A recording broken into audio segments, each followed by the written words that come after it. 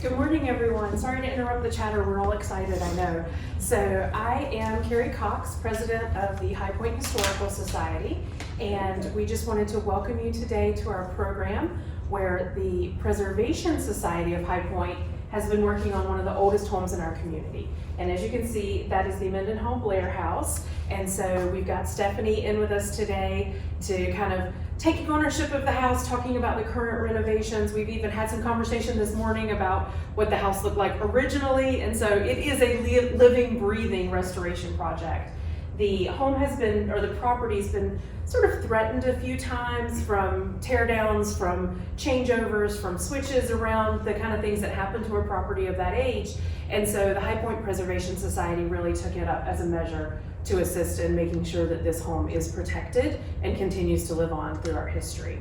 So with that said, I'll introduce Stephanie, and she's going to tell us all about this project. Thank you so much. Of course. Hi.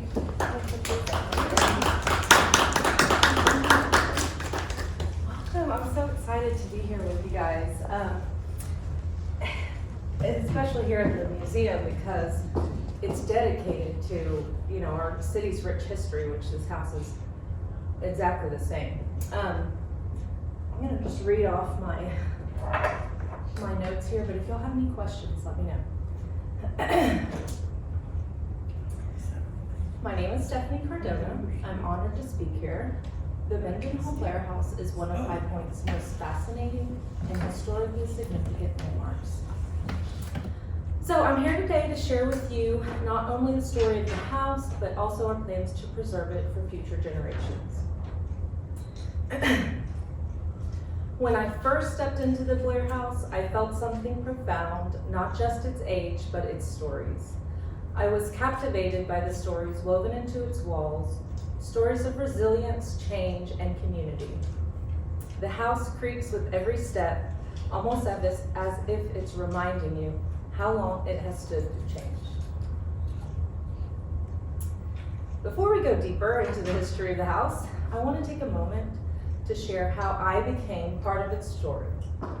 So before we go deeper in the house, I want to take a moment to share how I became a part of its story, because I didn't grow up in High Point. I grew up in Texas. I spent 15 years in the hospitality industry. And then in a bold decision, I left all of that behind, and then I moved here and I started in real estate. At first, my focus was simple, build my career, but this house changed that, definitely. What started as a business opportunity became something more, a responsibility to honor and preserve history while creating something new. I also want to address something that I know has been a topic of conversation in the community. A few years ago, a developer approached us with an offer for the land. When word got out, many people were understandably upset, fearing the loss of an important piece of history. But what many didn't know at the time is that we were only willing to sell under one condition, and that was that the house itself would be preserved. At one point, there was even discussion about a company relocating the house to ensure its survival, but ultimately, and thanks to the Historical Society, none of these plans moved forward. I do think it's important to clarify that the goal for us wasn't to erase the history of this house. It really was about finding a way to protect it. So when we talk about preserving history, we're not just talking about old walls and creaky floorboards. We're talking about people who lived here, the decisions that were made within these walls, and the lessons that we carry forward. A home like this isn't just another relic. It's a bridge between the past and the present, and it's up to us to make sure the future generations can experience it too. But preserving a home like this is not easy. There are structural concerns, funding challenges, and the need to balance modern uses with historical integrity. So today I want to share with you not only what we're doing to protect the landmark, but also how you can be part of this journey. To understand this house and why it matters, we must start at the beginning. One of the most compelling aspects of its history is its rumored connection to the Underground Railroad. While we don't have definitive records, what we do know is that the Mendenhall family had deep ties to the abolitionist movement. As you can see on this map, High Point was a crucial junction where three major escape routes converged. Can you see that here? High Point's here. And these three, so probably saw lots of people. The house, along with the surrounding Quaker community, played a role in helping those seeking freedom, whether through direct action or simply through the values of the people who lived there. The house represents a powerful chapter in the fight for justice and human dignity. Hidden within the house is a room within a room, accessible only through a small door, which is that picture right there.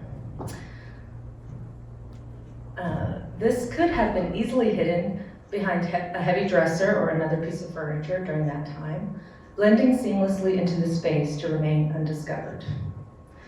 But the home didn't just appear here. It was shaped by the people who lived here, and no one left a greater imprint than Elihu Emery Mendenhall, a man whose beliefs and actions helped define not just this house, but a lasting legacy of justice, education, and conviction.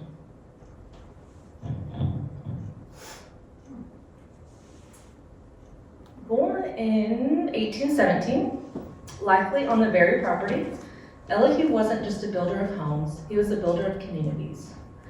A devout Quaker and abolitionist, he expanded his family home in 1848, creating the Mendenhall Blair House we see today. But his home was more than just a residence, it was a gathering place. Elihu hosted Quaker meetings, discussions on abolition, and conversations about education right here in the house. These people who sat in the rooms weren't just neighbors, they were activists, educators, and reformers, dedicated to shaping a better future. Beyond these walls, Elihu helped lead the construction of Deep River Meeting House, one of the earliest Quaker meeting houses in the region, built in 1875. And it says 133,000 bricks were built in 2 years. Wow, that's a lot. It was the center of moral leadership and social change. It's where Quakers planned their efforts against slavery, discussed future of education, and supported causes that changed justice. Despite receiving death threats for his outspoken stance against slavery, Elihu never wavered.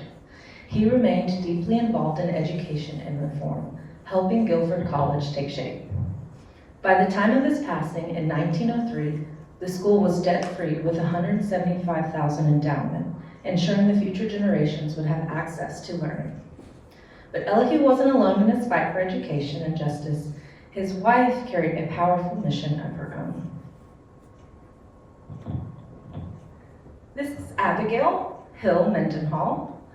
She was a quiet rebel, and her impact was just as profound. Her story is one of courage and defiance. Principal and teacher at Florence Female Academy, an institution dedicated to educating young women in the 19th century. She secretly taught enslaved children to read, an act that was illegal at the time and carried serious risks. After the Civil War, she continued her mission, educating newly freed individuals right at the Blair House. Many of her students helped establish Hilltown, also known as the Freedmen's Community, ensuring access for future generations. Her commitment to education and justice shaped not only this house, but also the lives of those who sought knowledge despite the barriers placed before them. She lived nearly a full century, passing at 96 years old, which is more than twice the average lifespan of her time, long enough to see the country change dramatically. Born into a world where educating enslaved people was a crime, and by the time she passed, those same students had become part of a free generation. Her quiet but powerful actions planted seeds that would grow far beyond what she could have imagined, and I would bet she still had a home-cooked dinner at the table every night. And this is a picture of her first grade teacher certificate, and she signed it there, and it says, the 28th day of January, I want to say, 1877. We found that in, where did we find this? Guilford College Archives has a lot on the house, so. The Mendenhalls built more than a house. They built a foundation for education, progress, and justice. And just like their ideas, the house has stood the test of time. It's interesting to me that one of the only relics found on the property, that's this lock right here. I wanted to bring it today, but it's so delicate. But we found this on the property with metal detectors. And it's interesting to me that one of the only relics we found symbolizes what the Mendenhall stood for. It's a lock that represents both barriers they fought to break and slavery and oppression, and also the protection that they provided. It's a reminder of the risks they took and the safe haven they created for those seeking freedom. A small artifact, but powerful connection to their story. Now let's take a closer look at the craftsmanship that has held it together for nearly 2 centuries. Can I ask a question? Yes. That gravestone of Elaine Mendenhall, where is that located? This is at Deep River Meeting House. Okay. Yes. Okay. What was the question? Oh, I was asking where he was buried. The gravestone. Yeah. Where the grave of Elihu was is at Deep River Meeting House. So this is the architecture of the house. This is a picture in the attic.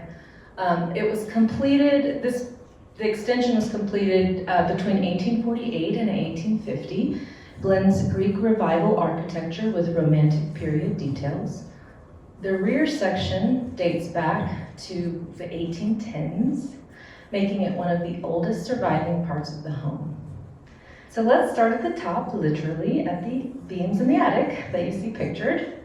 One of the most fascinating architectural features of the Blair House is its double joist floor system, a rare and advanced method for strengthening the floor.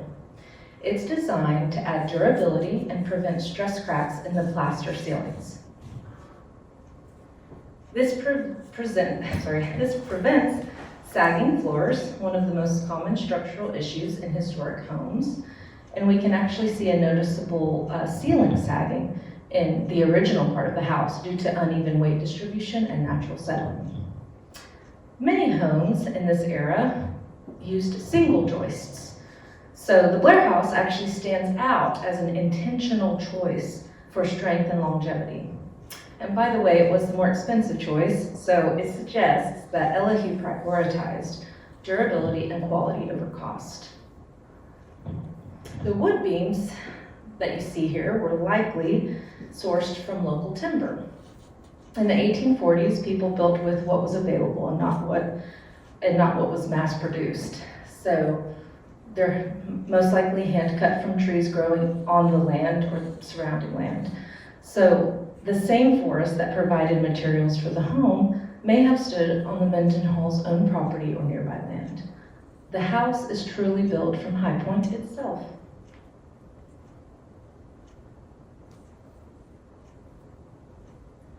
Another important architectural feature is the handmade brickwork and traditional wooden peg joinery. Here's a photo of one of the chimneys from the attic. If you look at the brickwork, you'll notice its irregular texture. This is evidence that these bricks were handmade. In many historic homes, nails were expensive and sometimes unavailable. So builders would use wooden pegs, also called as mortise and tenon joints, to secure beams together. This method made the structure more flexible and durable, allowing the wood to expand and contract with changes in humidity. The fact that the structure still stands today after over 150 years is a testament to the craftsmanship of the 19th century builders. Let's move on to the heart of the home, the original kitchen hearth. Imagine managing your whole household relying entirely on open flames and embers. Before stoves, this is where every meal was cooked, and life revolved around it. Families also heated water, dried herbs, made soap, and gathered around it for warmth in the winter. One of the key features is the iron swing arm, allowing cooks to safely adjust pots over the fire, controlling the temperature much like we adjust stove burners today. The fire truly never went out. It had to be carefully maintained because it was the house's only source of cooking and heating. But while meals were prepared inside, let's take a look outside at the foundation. The foundation is made of hand-cut stone, fitted together without modern tools. These massive stone steps have likely been here since the early days of the house, weathered by generations of footsteps. Unlike modern concrete foundations, this method relied on precision and the natural weight of the stone stability. Like the foundation, the brickwork was carefully chosen for durability. These bricks were likely handmade, fired in a local kiln, and shaped individually, each slightly different from the next. The brick pathway in the foreground shows how early homeowners used durable materials to build paths in outdoor spaces. You can see the moss growing between the bricks, a sign of age and exposure to the elements. This slow, natural process reflects the home's long-standing connection with nature, another testament to how it stood the test of time. These architectural details tell a story not just of construction, but of resilience. And the land surrounding it has also evolved with the times. The other families who shaped this home over the generations have left their own lasting imprint in High Point's history.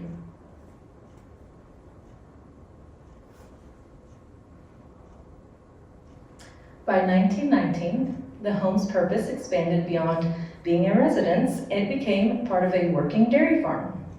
The house was purchased by the Mendenhall family and converted to North View Farm. The transition to dairy farming was part of a broader trend in the 20th century. Small family farms were shifting toward commercial dairy operations due to technological advancements like pasteurization and refrigerated transport, allowing milk to be distributed to cities. North Carolina was seeing economic growth in dairy farming as cities expanded. The Piedmont region, including High Point, was ideal for dairy farms due to its rolling pastures and access to growing markets. This wasn't just a home anymore. It became a place of labor. The Mendenhall family managed milk production, cattle grazing, and possibly even home deliveries to nearby communities. The original structures, let me just tell you, these barns here, they're not here anymore. They're not there anymore. But this structure is still here, and this is the house. There's another structure that's still there, but it's not pictured here. So these structures, they were crucial for farm operations, including storing feed and protecting dairy cattle, and they symbolize the changing role of the property. When you visit the house, you'll see 3 of the original structures still there. The silo is still there, including the silo, but the barns pictured are not. After the Mendenhall family in 1926, John Branson Blair purchased the house and continued the dairy farm under the name Blairwood Dairy. Blairwood Dairy operated for 67 years, supplying dairy products to the local community.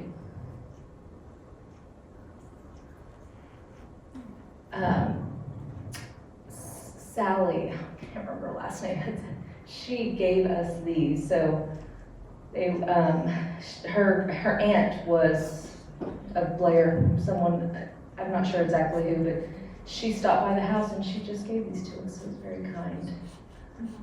Here, but her name's Sally. So in 1946, after John's passing, his son, Garland Blair Sr., inherited the house and continued its legacy. By the 1950s and 60s, as High Point expanded, parts of the farm were subdivided for development. This marked a shift from agricultural to urban growth, reflecting a broader trend in the region as industry and population growth took precedence over farming. The property's role changed once again, moving from a working farm back to a residential and historical site. In 1964, after Garland's passing, ownership transferred to his wife, Gladys Blair. In 1991, their son, Garland Blair Jr., inherited the property, and this was the same year I was born. So it's interesting to me to think about how our lives were unfolding in parallel, mine just beginning, while the home's entering into a new era of stewardship. The Blairs were key figures in maintaining the property and its connection to High Point's agricultural and social history. Since Blairwood Dairy ceased operations, the house has continued to evolve. While the farm gave way to development, the home itself remained passing through several stewards who helped preserve its history.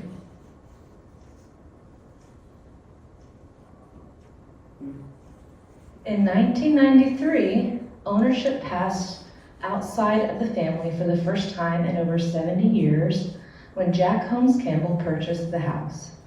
This was the house's first significant restoration, and Campbell partnered with Benjamin Briggs, President and CEO of Preservation North Carolina, to bring it back to life.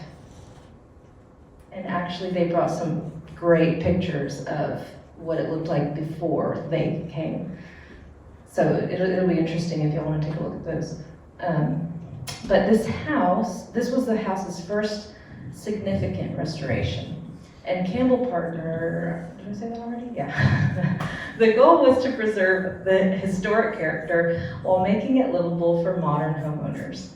The house had structural challenges, including foundation issues and deteriorating floors and roofing. They installed 3 full bathrooms and 1 half bath, even sacrificing an upstairs bedroom to accommodate them. Original floors, mantels, and doors were preserved where possible. Campbell and Briggs saw themselves as caretakers of history, much like the families before them. Because of their work, we can walk through this house and experience its history firsthand. So, this is the timeline of the house. So, in 1762, James Mendenhall, which was Elihu's great-grandfather, receives a land grant and establishes the family roots in Guilford County. And then in 1810, that's when Elihu's father, who was also James, built the original section of the house, and it stands now as the dining room. In 1817, Elihu was born, most likely in that section of the house, and he expanded it in 1848. 1919, the house became a working farm. In 1926, the Blairs took ownership for the next 70 years. Gladys Blair inherited the house in 1964. Almost 30 years after that, in 1993, is when Campbell and Briggs undertook major renovations. And in 2019, we purchased the house and become the next caretakers to this long-standing piece of history.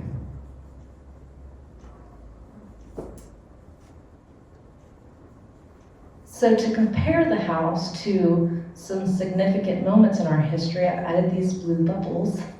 You can actually see that the Mendenhalls already owned the land before the Declaration of Independence in 1776, meaning their connection to the land predates the very founding of the United States. And James owned the land for 30 years before North Carolina was even a state.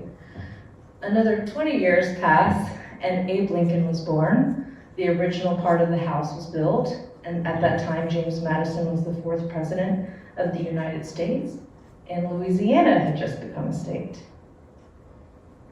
50 years later, Lincoln is the 16th president, and the Civil War begins. These events happened 10 years after Elihu was already grown and extended his house. In 1926, as the Blairs take ownership and continue to run the property commercially, Route 66 was established. The Civil Rights Act, ending segregation, is passed in 1964, the same year Gladys Blair inherited the house. In 1993, is when the World Wide Web became public, changing the way we access and share history altogether. Just as the internet opened the door to a new era of global connection, these renovations ensured that this house's story would continue to be shared with the world.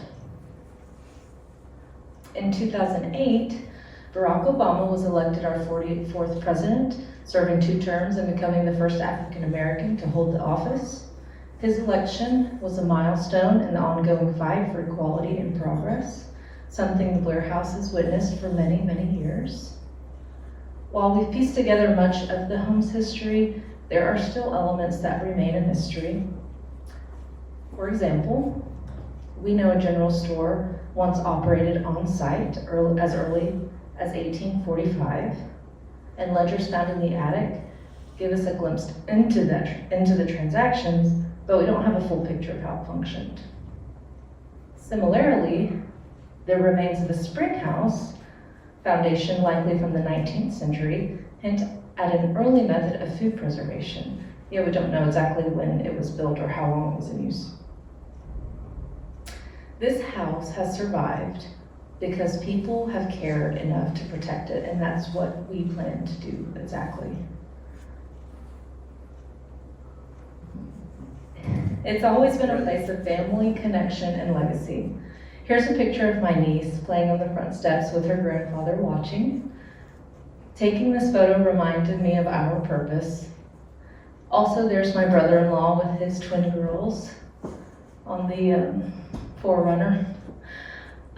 They had the biggest smiles that day. They were just exploring. It's on 6 acres of land, so they just thought it was the most fun thing to ride around. And this is a Thanksgiving photo also. And that's really what this house is about, bringing people together, and it always has been that, and we want to continue that. So our mission is to continue restoring and reimagining the future of this space. One of the ways we've brought new life to this home is through hospitality. As an Airbnb superhost, we've welcomed guests from all over, allowing them to experience history firsthand by staying in the home itself. But we see the future of this house as more than just a place to stay. It's a place where families should gather, celebrate life, create new memories, whether it's for a wedding, or a reunion, or a special event. Of course, there are challenges. Zoning and permitting for larger events are hurdles we must navigate. We are committed to working through those, but it does take time. Preserving this home is also about preserving the values of the people before us and finding ways to give back to the community around it. That's why we established the Mendenhall Blair House Ministry. Let me just read this mission statement. The Mendenhall Blair House Ministry is a non-denominational and non-profit organization dedicated to preserve the values on which the house was built. These values are social justice, preservation of history, education, family love, and the celebration of life. Through our ministry, we've had the privilege of serving our area in small but meaningful ways. We've collected clothing for Leslie's House, a shelter for women experiencing homelessness. They provide transitional housing, support services, and hope. Also, we gathered supplies for pets at Guilford County Animal Resource Center, ensuring rescues receive care while waiting for their forever homes. We tested our soil at the Blair House with the North Carolina Agricultural Division to determine ideal crops for future planting. This is an accessible, low-cost resource that anyone can use to learn about their land and grow effectively. We have donated essential toiletries to Greensboro Urban Ministry, an organization fighting hunger and homelessness, and plan to repeat this initiative again this year. We partnered with communities and schools of High Point to provide school supplies, ensuring local kids start the year with tools they need to succeed. And this year, our local Costco is helping fund the back-to-school backpacks. As we continue to grow, we hope to expand our efforts and partner with more organizations doing good in High Point and in surrounding areas. We've started small projects, teaching the kids to plant seeds, decorate garden signs, and connect with nature. We are just getting started, but we want to integrate more pet-friendly efforts. That's why I put our dog Sandy up there. And grow more trees and flowers, make this place where community efforts can flourish. We know we can't do it alone. Many of us work full-time, and this for us is a passion project. That's why we believe in partnering with people already making a difference. For nearly 200 years, this house has stood as a gathering place, and our goal is to continue that legacy, not just preserving the past, but planting roots for the future. We are a small team with big dreams and may not always have the time, but we are committed to making a difference. Be part of our story. Follow us on Facebook, support us, talk about us, and help us preserve the past while shaping the future. History isn't just something to remember, it's something to experience. Every person who shares the story, visits, donates, or simply believes in the mission helps ensure that the Blair House remains not just a landmark, but will also be helping keep the legacy alive. This is a QR code, if you have your phones and it'll take you to our foundation website, our donation page, and something else, I can't remember. But any questions? Yes. Is the house open for tours? Yes, it is. You just kind of have to call me because I just need to be there as well. Show you. Do you have any pictures of the rooms inside? Yeah, I can show you the rooms Oh, inside. that'd be interesting. Yeah, okay. Let me see what I have here. It's on Airbnb, so let me see here. Here is the. Can you see that? Okay. Here is the part, we call it the parlor. The music room is probably the room you all were talking about that you lived in. The front left side. We have the piano in there, and that's where we like to hang out. What other pictures? Here's the office, currently. That's where you'll find me. Here's one of the master bedrooms. It's very, it's modernized, so people are comfortable. Let me think. Oh, dining room. Love this picture. There's Elihu Mendenhall picture right there, and that's the original part of the house too. So that's probably the original front door, and the this is the fireplace. It's the other side of the kitchen, so it's the original. You saying that's the original front door? Yes, I think so. Well, I thought that when you open the front door, you look down a hall like a breezeway. Well, that's when Elihu expanded. Well, I lived there, had a breezeway down through there. Yes, that's the front door since 1850 or 1848, but in the before Elihu expanded the house, I think that side door was, let me show you the front door, what he's talking about.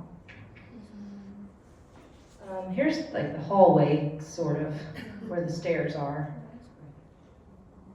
I wish I had more. It's honestly, the whole property is so beautiful. I always put pictures of like trees and leaves in here, the surrounding area, because I love that.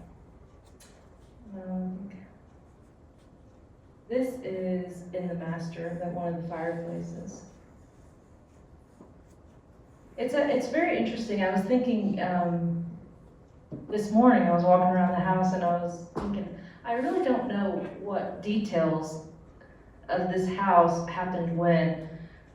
You know, y'all may actually know better than me, but there's some fireplaces, like, let me see if I have a picture of it. Like this one here, this is a wooden fireplace, right? Like there's wood around it, but it's painted like marble. They call it burl. Yeah. I'm like, who did that? I don't know, but it's very interesting. It's, yes.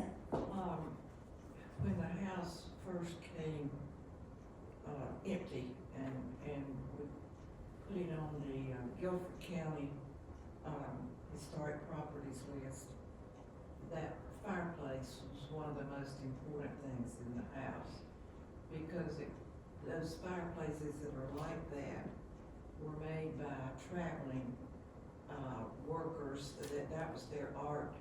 Their artists.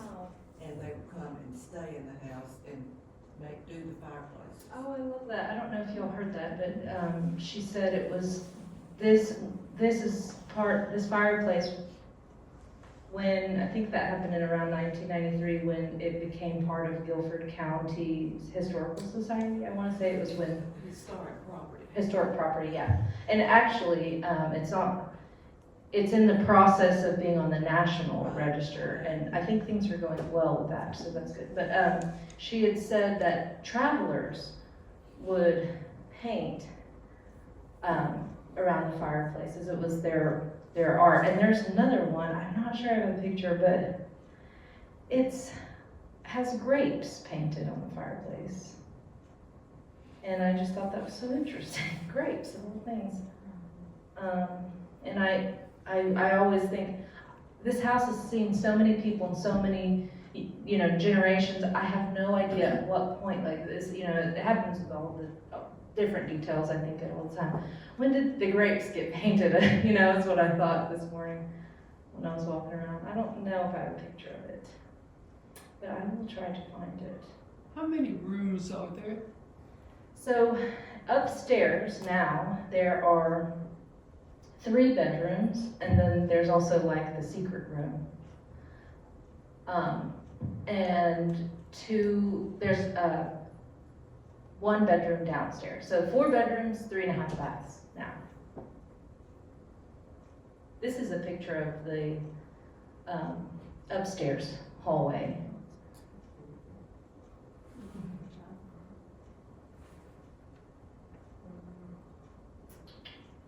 Oh, did I show you this fireplace?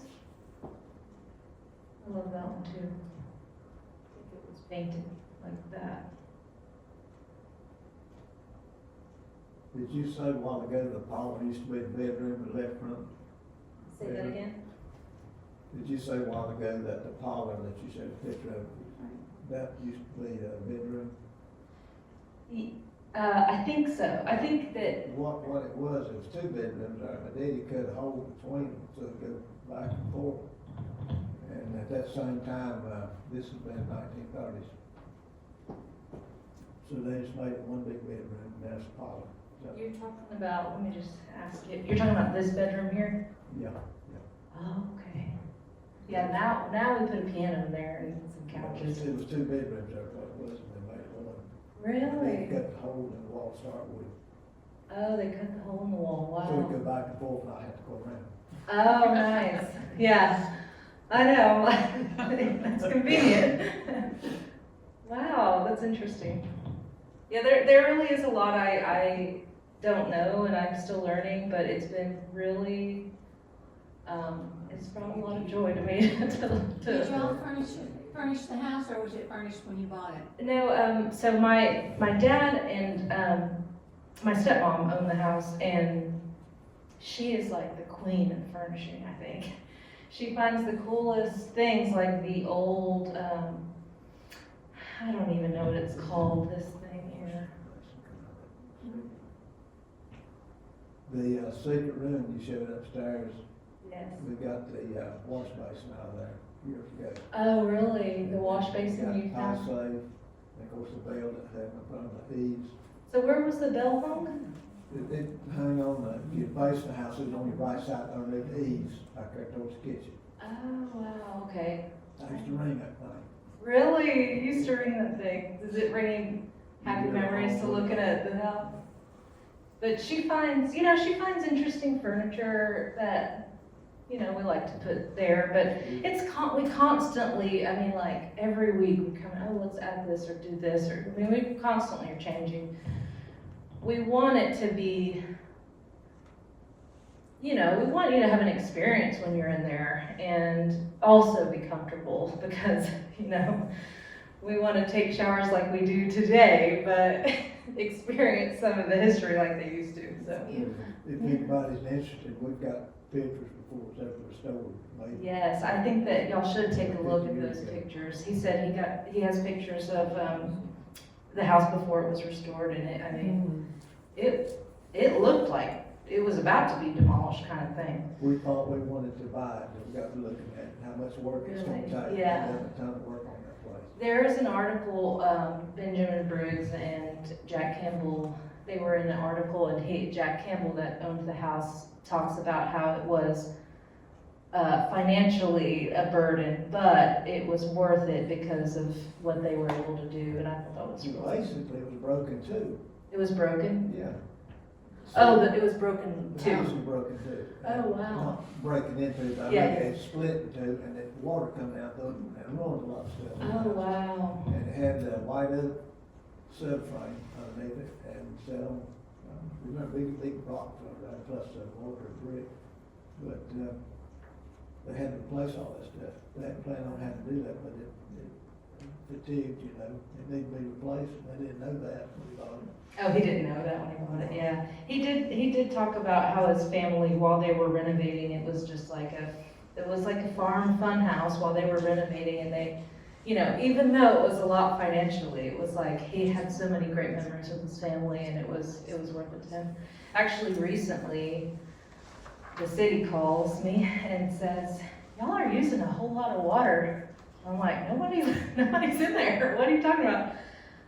And there was a major, I guess when it got real cold, I think in January, one of the main water line burst. And so we had to shut the water off and get the plumbers out, and they did a big fix just recently. So now it's good, but I'm always like anticipating some major thing might happen, but that's why we're here. To fix it, but all the original floors are there, I think, except for the kitchen. I think that Benjamin Briggs and Jack Campbell had to fix that, I think. But everything else, when these floors, it's beautiful. Y'all just need to come by or call. Y'all saw did you get my phone number? I'll give you my card, so if y'all ever want to just come by or, set a time to walk through the house, I would be happy to. We do have some guests coming for the furniture market and this weekend, but for the most part, it's pretty available. The original kitchen was not attached to the house. Right, yeah, so this kitchen,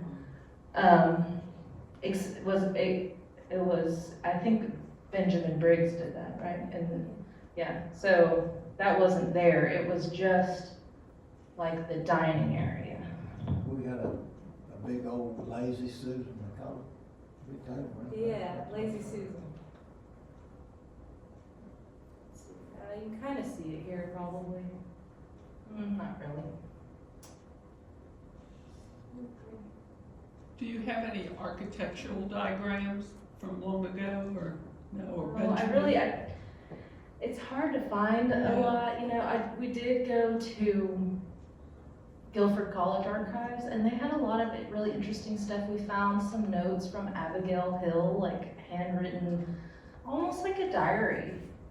It had a few recipes in there, and I was like, I'm gonna have to try that. But it had, you don't really know what she means, but they had a lot of. That's probably where I got most of the information. But also the lady that is kind of organized us getting on the National Registry list. I can't remember her name right this second, but What is the Stewart? Samantha Stewart. Thank you. She's the consultant to the High Point Preservation Society. Oh, okay. So we then- paid her. Oh, you paid her, okay, Yeah. good. She has gotten a lot of information about the house, and so that's also where I learned a lot. But I mean, even today, I didn't know there was ever a bell there, you know, like I'm still learning, so I'm glad you guys are here to, you know, kind of help us figure it out. Young lady, you mentioned in your presentation a while ago that Mr. Blair died in 46 and died in 36. Oh, did I? And Mrs. Blair continued to live there with her youngest son, Joe Blair. Really? And the reason he bought that was because he had property there off East Lexington Avenue. That's where the first farm was at. And they came out of Randolph County, or Davidson County, down towards Hillsville. They drove their cattle right up Main Street, just like you did out west, cattle drives. Yeah. They sure did. And he had the first registered herd of Holstein cows in North Carolina.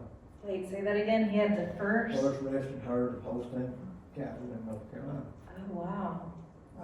He also had, every year, his alfalfa fields would win awards. And if you face the house, you look to your left or east, go down there probably 8 miles, so there's a iron ore mine down there. And the reason he bought it was because the city was taking that land in up there off East Lexington Avenue, and it's gonna tax him with his cows instead, so he bought the land up there. Oh, wow. Bill, was that your grandfather? Yes, ma'am, it was. You want to get this man to talk into you? Yeah.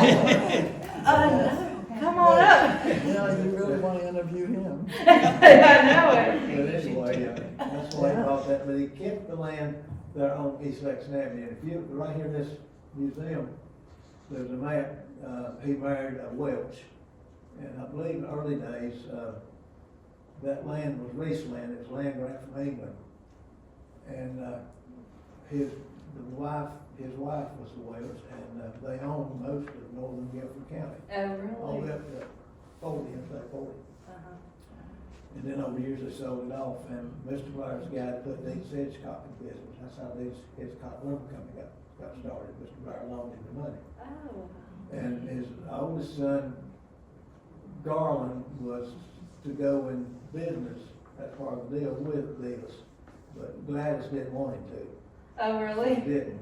Now what happened, Mr. Blair, you talk about how this house transitioned, it was never known as Blairwood. Oh, it It wasn't? was Clover Hill Farms. Oh, really? And reason you got this word there, Blairwood Dairy, that was Garland. Now, why that happened was Mr. Blair sent Garland to High Point College to learn how to keep books. And then he didn't do it right. There's something going on, I won't tell you what it was. Oh, no. They banned him from the family. Oh, no. And so he went to work, Garland went to work for High Point College, down there, dairy out there on Rock River Road. Oh, Called Blairwood. really? So when they divided his land up, so he bought other land up there. The main milk house was where the women's club was at. Oh, okay. That was another farm he bought. That's where my sisters were born. Oh, really? I was born And you were born in this house? Yeah. Wow. So later on, they divided the land up. I'll never forget this. Garland got that property there. And that was Blairwood. That's Garland Blair. That was not John Branson Blair. Oh, okay. And Garland also got a lot that my daddy had a house on, believe it or not. And they were selling the lots for $400 a piece off of East Lexington Avenue, and Garland won $800 for my daddy's house because it was worth more to him because his house was sitting on it. Oh, And they had a big argument about that, and Daddy ran him off. oh, gosh. But anyway, there's a lot there that I can tell you that it more or less tells the story.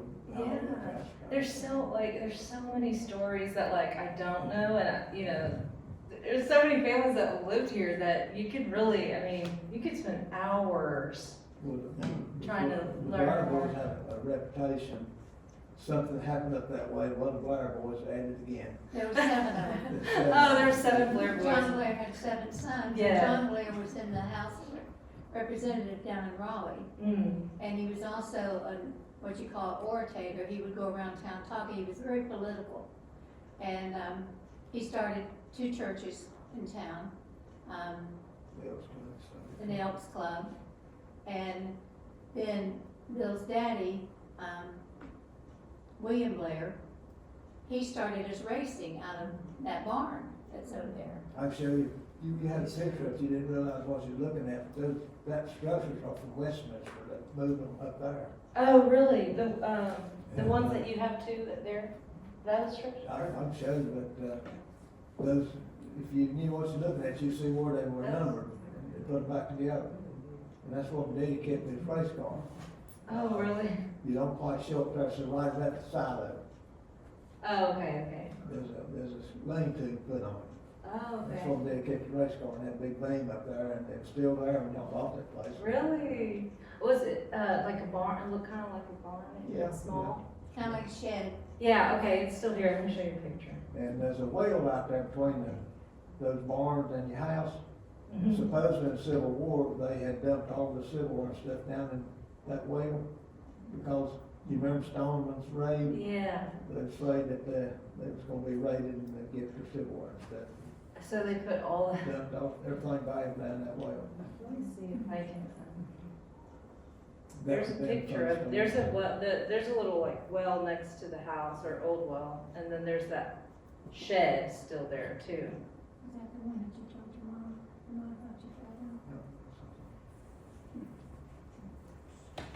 So while Stephanie's looking that up, I'll step up and just say, for anybody who is on a time crunch, I just wanted to say thank you so much for coming today, for listening. You know, we talk about these programs as a way to support the Preservation Society and private owners coming together for property in the area. But what's cool about these events is now we also have people who've lived in the house and who have personal experience with the property as well from a civilian standpoint. And so we just love to bring the community together to have these sorts of conversations, to continue the preservation through in High Point. And then, you know, how we can all collaborate. To your point, Stephanie, how can we all work together? How can we continue the community and the history that we've had and then move that forward? Because someday this will be the history that we want to preserve for the future as well. So we just wanted to say thank you for coming. Please continue this conversation. I think you guys should have a whole separate meeting to continue kind of to fill in some of those gaps that you were chatting about. And so we just want to thank you for coming today and then for supporting from the museum's perspective and from the High Point Historical Society. We appreciate you all. We do have another event next Wednesday. If you haven't heard, we are again partnering with local community to take a bus trip to Burlington to tour Glencoe Mills, the historical textile facilities there, and then also to see the Denzel Carousel, which is a really cool historic space that they have in their park in Burlington. So I'm gonna leave this on that back table back there, our newsletter for the Historical Society, so definitely pick these up on your second cup of coffee on the way out. Feel free to help yourself. And then Stephanie, I just wanted to say thank you so much for coming. Of course, thank you and for for having joining me. us today. We really appreciate it. Thank you, thank you. Thanks,